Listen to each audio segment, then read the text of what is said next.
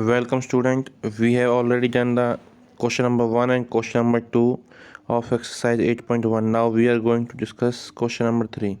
Without wasting time, read the question number 3. That is the so that if the diagonals of a quadrilateral bisect each other at right angle. क्या कह रहा है बेटा? So that diagonals of a quadrilateral, एक quadrilateral है जिसके diagonal आपस में एक दूसरे करते हैं bisect each other at right angle. यहाँ से पता लगा हमें कि हमारे जो दो डायगोनल हैं वो जिस पॉइंट पर एक दूसरे को चीरेंगे, यानी इंटरसेक्टिंग पॉइंट जो होगा वहाँ पर बेटा वे दोनों एक दूसरे के इक्वल होंगे। अपोजिट वाला कहानी, लेकिन अपोजिट वाली मेरी तरफ से, और वो जहाँ पर आप उसमें एक दूसरे को इंटरसेक्ट करेंगे वो पॉइंट पे बनने वाला एंगल होगा 90। आगे कह रहा है then prove that it is rhombus, और उसके बाद हमें इस क्वाड्रिलेटरल को रोम्बस प्रूव करके दिखाना बेटा।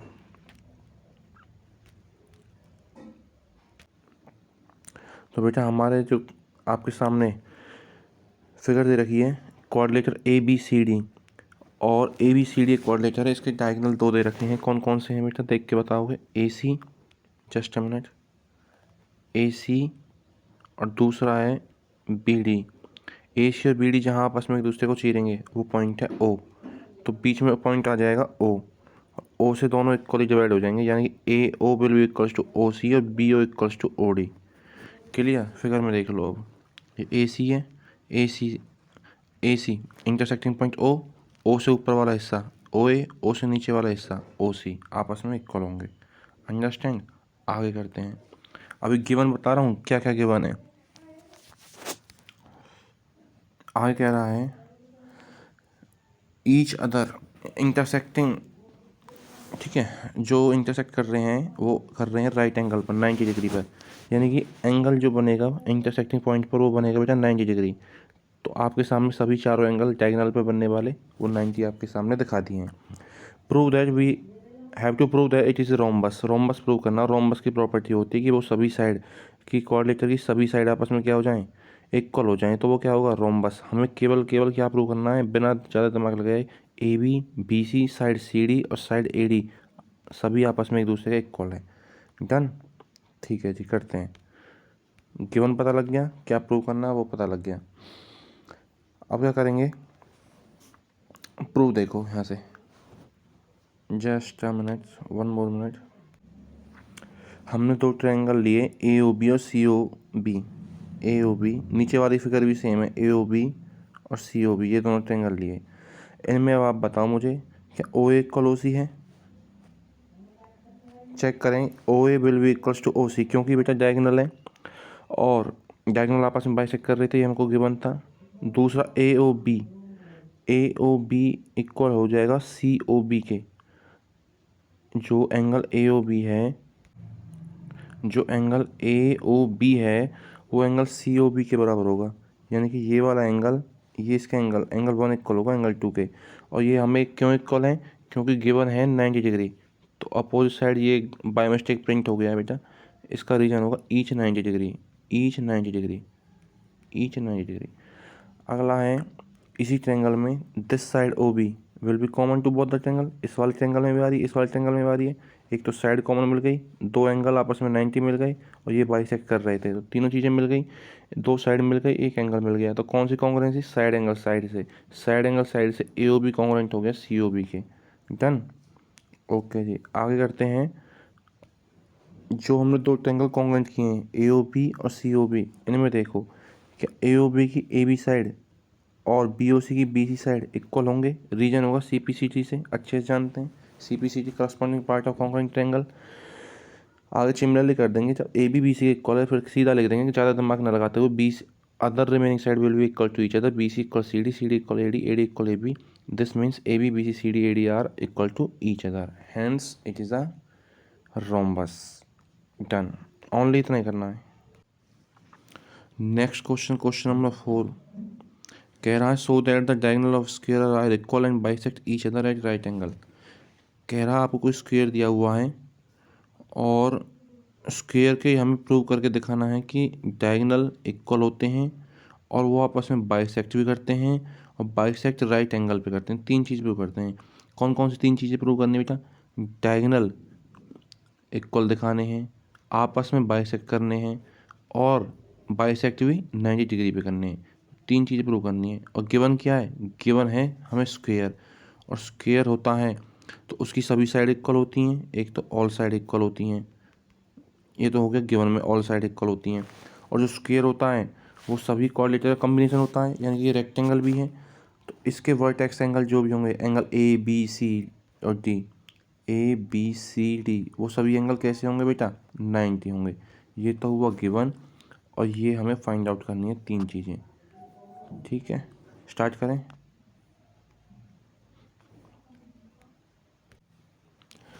तो बेटा हमने फिगर देखी इस क्वेश्चन की, ए बी सी डी, जो कि स्क्वायर है। ठीक है, और स्क्वायर की सभी साइड इक्वल होती हैं, वो हमने गिवन में लिखा। यहाँ पर मैं नोट नहीं कर पाया हूँ, आप लिख लेना। स्क्वायर होने की वजह से सभी साइड इसी क्या होंगे? इक्वल होंगे। A B equal B C equal C D equal D ए।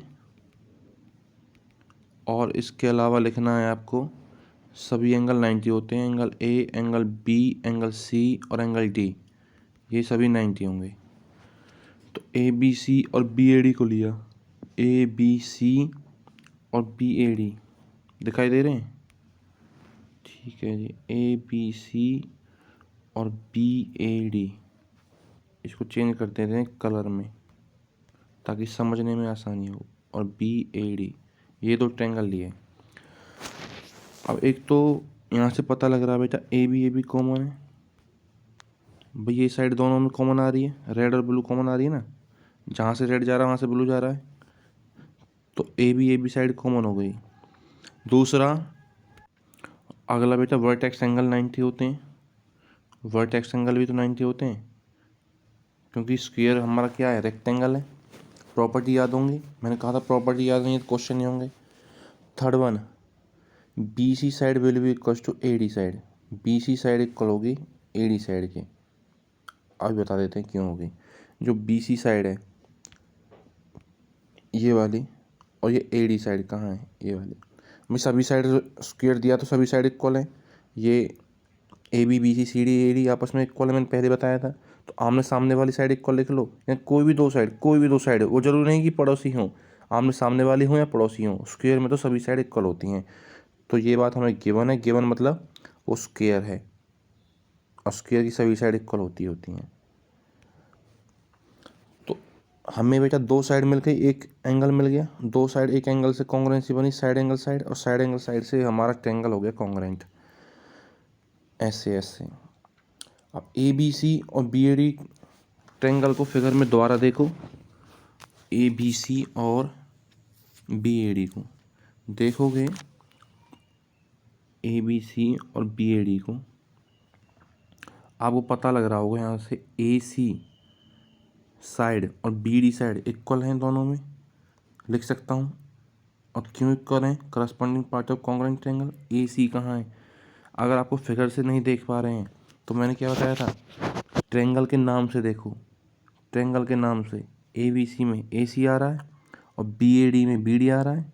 ए सी और बी डी करस्पॉन्डिंग पार्ट है। जो ए सी है, ए पहले सी बाद में, बी पहले डी बाद में, वो वाली कहानी याद है। तो ए सी इक्वल हो जाएगा बी डी के, यानी कि ए सी ट्रायंगल इक्वल हो जाएगा बी डी के। यही 2 ट्रायंगल तो लिए थे हमने, ये 2 ट्रायंगल ही तो लिए थे आपके सामने।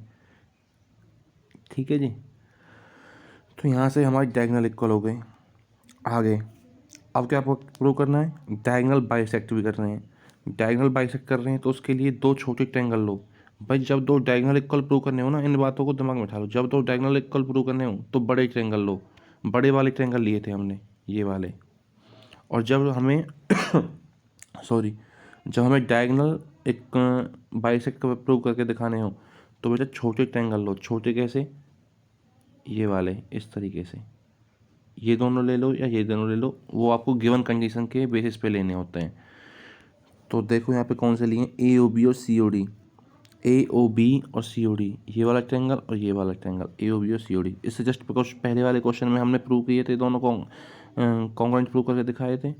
एक तो भाई ओ बी कॉमन हो जाएगा, एक A B side B C के इक्वल हो जाएगी। साइड इक्वल क्यों हो जाएंगी? क्योंकि ये स्क्वायर है।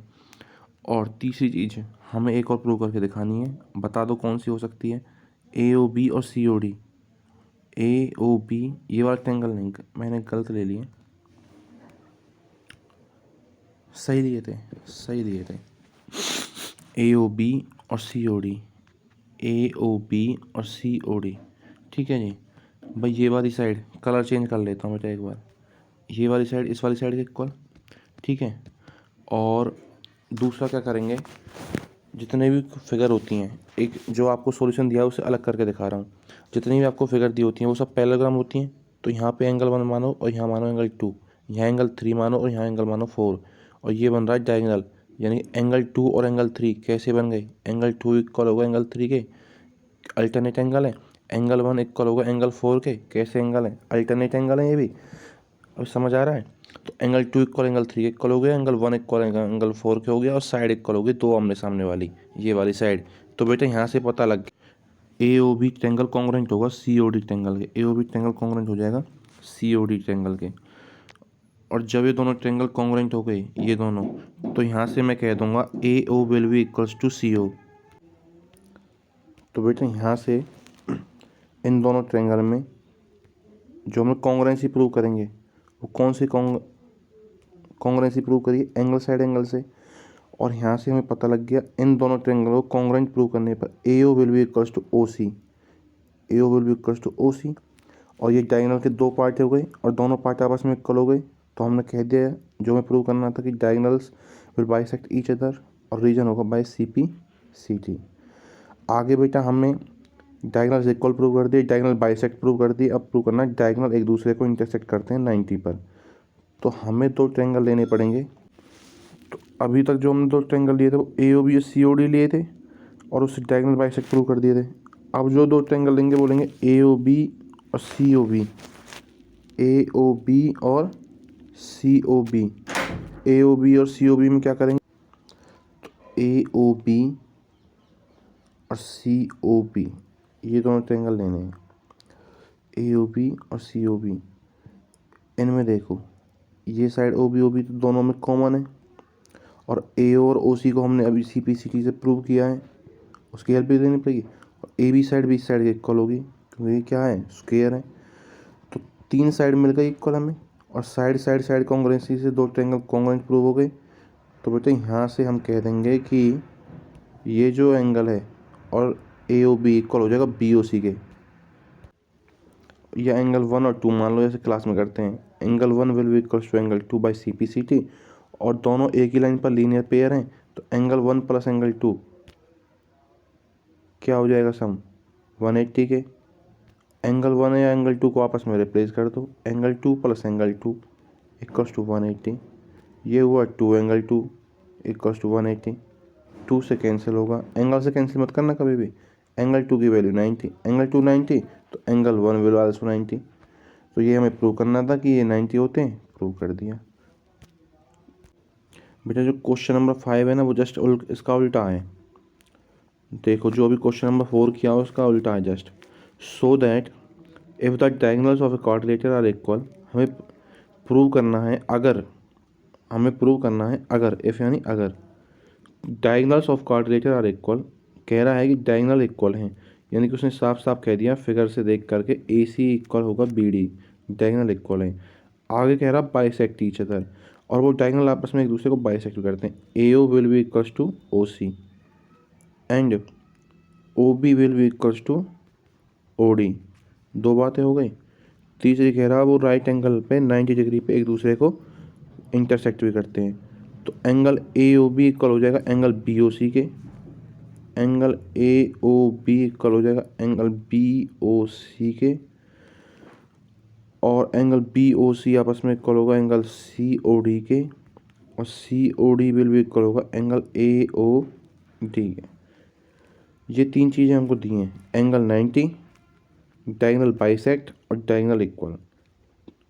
और हमें प्रूव क्या करना है कि ये जो फिगर है इन सभी की हेल्प से हमें ये जो फिगर है ये प्रूव करनी है कि ये स्क्वायर है या नहीं है। बिल्कुल जस्ट उल्टा क्वेश्चन है ना। क्वेश्चन नंबर 4 में हमें केवल स्क्वायर दिया था और उसकी हेल्प से ये तीनों चीज़ें हमने प्रूव करी थी। अब ये तीनों चीज़ें डायगोनल, डायगोनल बाइसेक्ट और डायगोनल 90 दी हैं, और हमें प्रूव करना है कि ये स्क्वायर है या नहीं है। तो करते हैं प्रूव, इसे खुद से करेंगे। हिंट दे देता हूँ थोड़ी सी। बेटा हिंट देता हूँ इस क्वेश्चन में।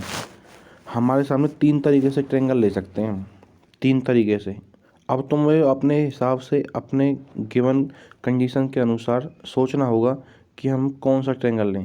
भाई या तो हम ले लें इस तरीके से ये 2 बड़े ट्रायंगल, ठीक है, एक। दूसरा, या हम ले लें ये 2 छोटे छोटे ट्रायंगल, 2 तरीका।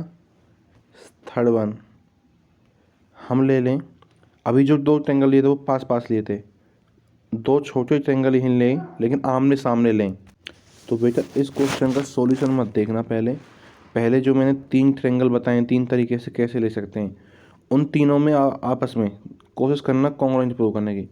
अगर गिवन कंडीशन आपको पता है अच्छे से और उनकी हेल्प से कॉन्ग्रुएंट ट्रायंगल हो रहे हैं तो ठीक है, नहीं हो रहे तो यानी कहीं ना कहीं हमें गिवन कंडीशन अधूरी दी है, तो हमें दूसरे ट्रायंगल को कॉन्ग्रुएंट करके देखना पड़ेगा।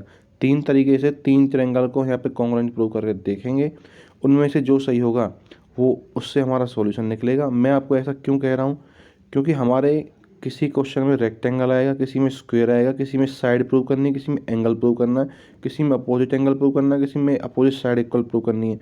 तो हर केस अपने आप में अलग है, तो इन तीनों केसेस के हेल्प से ही वो सभी केस सॉल्व होंगे। तो आपको एक आइडिया लग जाए कि साइड प्रूव करनी है तो कौन से 2 ट्रायंगल लेने हैं, डायगोनल देने हैं या डायगोनल दिए हैं या डायगोनल इक्वल प्रूव करने हैं तो बड़े ट्रायंगल लेते हैं हम। अगर हमें साइड के अपोजिट साइड इक्वल प्रूव करनी है तो अपोजिट ट्रायंगल ले लेते हैं, और अगर हमें स्क्वायर प्रूव करना है या फिर हमें रोम्बस प्रूव करना है तो बेटा पास पास वाले 2 ट्रायंगल लेते हैं। तो उस तरीके से जब आप करोगे सॉल्व तब आपको आइडिया लगेगा अच्छे से कि कौन कौन से ट्रायंगल लेने हैं, कौन से ट्रायंगल नहीं लेने। इसको सॉल्व करें और इवनिंग की लाइव क्लास में मिलते हैं। कोई डाउट होगा तो वहाँ सॉल्व करेंगे, और आज हम चैप्टर नंबर 13 के MCQ सॉल्व करेंगे आज की लाइव क्लास में, और इसके डाउट भी लेंगे स्टार्टिंग में। Okay, done.